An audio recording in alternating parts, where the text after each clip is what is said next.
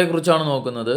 നമുക്കറിയാം English noun എന്താൽ അല്ലെങ്കിൽ noun എന്നാൽ എന്തെന്ന് ചോദിച്ചാൽ വസ്തുക്കളുടെയും വ്യക്തികളുടെയും അതുപോലെ സ്ഥലങ്ങളുടെയൊക്കെ പേരായ ശബ്ദത്തെയാണ് നമ്മൾ എന്തെന്ന് പറയുന്നത്, നൗണുകൾ എന്ന് പറയുന്നത്. സാധാരണ നൗൺ എന്ന് പറഞ്ഞാൽ വസ്തുക്കളുടെ പേരായിരിക്കാം, വ്യക്തികളുടെ പേരായിരിക്കാം, അതുപോലെ സ്ഥലങ്ങളുടെ പേരായിരിക്കാം, അല്ലെങ്കിൽ എന്തിനും ഒരു ഐഡൻറ്റിറ്റി നൽകുന്ന ഒരു നാമത്തെ അല്ലെങ്കിൽ ഒരു പേരിനെയാണ് നമ്മൾ നൗൺ എന്ന് പറയുന്നത്. ഇപ്പോൾ നൗണുകൾ എന്ന് പറയുമ്പോൾ എക്സാമ്പിൾ ഇപ്പം എന്ത് ചെയ്യുന്നു, നിങ്ങൾ സ്ഥലങ്ങൾ, അതേപോലെ തിരുവനന്തപുരം ഒരു നൗണിന് എക്സാമ്പിളാണ്. ആപ്പിൾ എന്ന് പറയുന്നത് ഒരു നൗണിന് എക്സാമ്പിളാണ്. ആംഗ്രി എന്ന് പറയുന്ന ഒരു നൗണിന് എക്സാമ്പിളാണ്. ചൈൽഡ്ഹുഡ് എന്ന് പറയുന്നത് നൗണിന് എക്സാമ്പിളാണ്. അതുപോലെ ഇത്തരത്തിൽ കമ്പ്യൂട്ടർ എന്ന് പറയുന്ന നൗണിന് എക്സാമ്പിളാണ്. രാജു എന്ന് പറയുന്ന നൗണിന് എക്സാമ്പിളാണ്. എല്ലാം നൗണുകളാണ്. എന്നാൽ നൗണുകളെ നമുക്ക് പ്രധാനമായും രണ്ടായി തിരിക്കാം. നമ്മളിപ്പോൾ പറഞ്ഞ നൗണുകളെയൊക്കെ നമുക്ക് എത്രയായിട്ട് തിരിക്കാം? രണ്ടായിട്ട് തിരിക്കാം. ഒന്ന് അബ്സ്ട്രാക്റ്റ് നൗണ്, രണ്ടാമത്തത് കോൺക്രീറ്റ് നൗണ്. അബ്സ്ട്രാക്റ്റ് നൗണെന്നും കോൺക്രീറ്റ് നൗണെന്നും പറഞ്ഞ് രണ്ടായി തിരിക്കാം. അപ്പോൾ എന്താണ് ഈ അബ്സ്ട്രാക്റ്റ്, എന്താണ് കോൺക്രീറ്റ്, അതാണ് നോക്കുന്നത്. അബ്സ്ട്രാക്റ്റ് എന്നാൽ കാണാനോ സ്പർശിക്കാനോ കഴിയാത്ത നാമങ്ങൾക്ക് പറയുന്ന പേരാണ് അബ്സ്ട്രാക്റ്റ് നൗൺ. നമുക്ക് നാമമാണ്, പക്ഷെ അത് ഫീലിങ്സ് ഒക്കെ അബ്സ്ട്രാക്റ്റ് നൗണുകൾക്ക് എക്സാമ്പിളാണ്. കാണാനോ സ്പർശിക്കാനോ കഴിയാത്ത നാമങ്ങൾക്ക് പറയുന്ന പേര് abstract noun.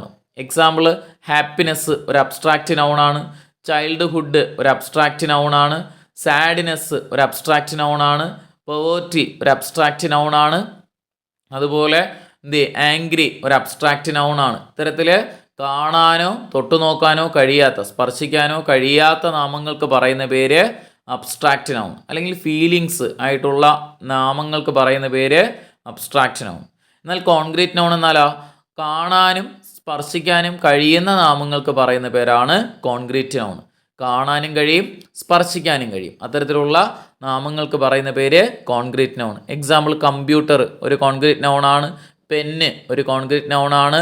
Water bottle concrete നൗണാണ്. ഇത്തരത്തിൽ കാണാനും സ്പർശിക്കാനും കഴിയുന്ന നാമങ്ങൾക്ക് പറയുന്ന പേരാണ് കോൺക്രീറ്റ് നൗൺ. ഈ കോൺക്രീറ്റ് നൗണിനെ നമുക്ക് നാലായി സബ് ഡിവൈഡ് ചെയ്യാം. കോൺക്രീറ്റ് നൗണുകൾ എത്രയായിട്ട് സബ് ഡിവൈഡ് ചെയ്യാം? നാലായിട്ട് സബ് ഡിവൈഡ് ചെയ്യാം. ഒന്നാമത്തത് പ്രോപ്പർ നൗൺ, രണ്ടാമത്തത് കോമൺ നൗൺ, മൂന്നാമത്തത് കളക്റ്റീവ് നൗൺ, നാലാമത്തത് material noun. Proper, common, collective, material. ഇനി എന്താണിവ? പ്രോപ്പർ എന്ന വാക്കിൻ്റെ അർത്ഥം എന്താണ്? മാറ്റമില്ല.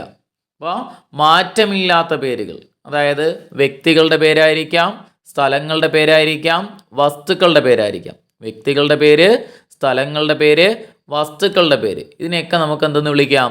പ്രോപ്പർ നൗണുകൾ എന്ന് പറയാം. അപ്പോൾ നമ്മളുടെ പേരുകൾ, സ്ഥലങ്ങളുടെ പേര്, വസ്തുക്കളുടെ പേര്, ഇതൊന്നും മാറ്റി മാറ്റി പറയില്ല. ഇതൊക്കെ പ്രോപ്പർ നൗണുകളാണ്. എക്സാമ്പിൾ രാഹുൽ എന്ന് പറയുന്ന ഒരു പ്രോപ്പർ നൗണാണ്. പിന്നെ അതുപോലെ തിരുവനന്തപുരം എന്ന് പറയുന്ന ഒരു പ്രോപ്പർ നൗണാണ്. അതുപോലെ ആപ്പിൾ എന്ന് പറയുന്ന ഒരു പ്രോപ്പർ നൗണാണ്. ഓറഞ്ച് ഒരു പ്രോപ്പറാണ്. എലിഫൻറ്റ് എന്ന് പറയുന്ന ഒരു പ്രോപ്പർ നൗണാണ്. അതുപോലെ പൈനാപ്പിൾ എന്ന് പറയുന്ന ഒരു പ്രോപ്പർ നൗണാണ്. റോസ് എന്ന് പറയുന്ന പ്രോപ്പറാണ്. ഒരു മാറ്റവും ഇല്ലാത്ത പേരുകളെയൊക്കെ പ്രോപ്പർ എന്ന് പറയാം. ഇനി കോമൺ നൗൺ എന്നാലോ? കോമൺ നൗൺ എന്നാൽ ഒരേ ഗണത്തിൽപ്പെട്ടവയെ പൊതുവേ പറയുന്ന പേര് കോമൺ നൗൺ. ഒരേപോലെയുള്ള കാറ്റഗറിയിലുള്ള വാക്കുകളെ ചേർത്ത് പറയുന്ന പേരാണ് കോമൺ നൗൺ. ഇപ്പോൾ നമ്മൾ ആൺകുട്ടികളെ മൊത്തത്തിൽ ബോയ്സ് എന്ന് പറയാറുണ്ട്, പെൺകുട്ടികളെ ഗേൾസ് എന്ന് പറയാറുണ്ട്. പിന്നെ സ്റ്റുഡൻസ്, വില്ലേജ്, അതുപോലെ കൺട്രി, ഇങ്ങനെയൊക്കെ റിവർ, ആനിമൽ, പിന്നെ അതുപോലെ ഫ്രൂട്ട്, ഫ്ലവർ, ഇതൊക്കെ കോമൺ ആയിട്ട് പറയുന്ന പേരുകളാണ്. അപ്പോൾ ഇത്തരത്തിലുള്ള പേരുകൾക്ക് പറയുന്ന പേര് കോമൺ നൗൺ. മൂന്നാമത്തത് കളക്റ്റീവ് നൗൺ. കളക്റ്റീവ് നൗൺ എന്നാൽ നാമങ്ങളുടെ കൂട്ടങ്ങൾക്ക് പറയുന്ന പേരാണ് കളക്റ്റീവ് നൗൺ. നാമങ്ങളുടെ കൂട്ടങ്ങൾക്ക് പറയുന്ന പേര് collective noun. Example heard of, bunch of, swarm of, litter of, അതുപോലെ പാർട്ടി ഓഫ്, ഇത്തരത്തിലൊക്കെ നാമങ്ങളുടെ കൂട്ടങ്ങൾക്ക് പറയുന്നത്. ഹേർഡ് ഓഫ് കൗസ് എന്നാണ് പറയുന്നത്. അതുപോലെ സ്വാം ഓഫ് ഇൻസെക്റ്റ് എന്നാണ് പറയുന്നത്. അതുപോലെ ലിറ്റർ ഓഫ് പപ്പീസ് പറയും. അത്തരത്തിൽ പറയുന്ന നാമങ്ങളുടെ കൂട്ടങ്ങൾക്ക് പറയുന്ന പേര് കളക്റ്റീവ് നൗൺ. കളക്റ്റീവ് നൗൺ നമ്മൾ വൊക്കാബുലറിയിൽ ടോപ്പിക്കായിട്ട് പഠിക്കണം.